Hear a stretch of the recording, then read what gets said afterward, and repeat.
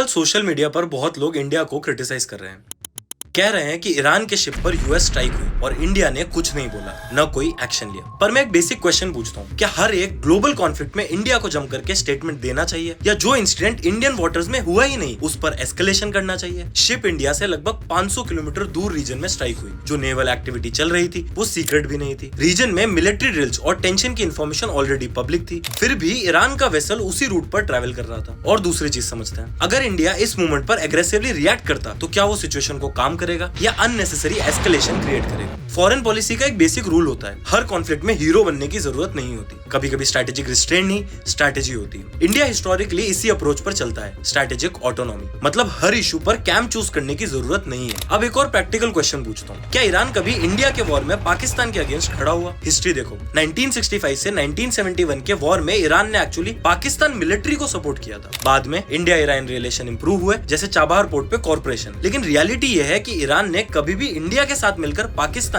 या कोई भी और वॉर में फाइट नहीं किया। तो फिर इंडिया को हर कॉन्फ्लिक्ट में अपने रिसोर्सेज और डिप्लोमेटिक पोजीशन रिस्क करने की जरूरत क्या है? और आयरनी देखो, कुछ दिन पहले लोग सेलिब्रेट कर रहे थे कि जहां दुनिया भर के रीजन्स में वॉर चल रही है, इंडिया पीसफुली होली सेलिब्रेट कर रहा है। अब वही लोग बोल रहे हैं कि इंडिया का कॉन्फ्लिक्ट में जंप करना चाहिए। तो डिसाइड कर लो, इंडिया को पीस मेंटेन करना चाहिए या अननेसेसरी वॉर में इन्वॉल्व होना चाहिए? क्योंकि फॉरेन पॉलिसी इमोशन से नहीं चलती, फॉरेन पॉलिसी नेशनल इंटरेस्ट से चलती है।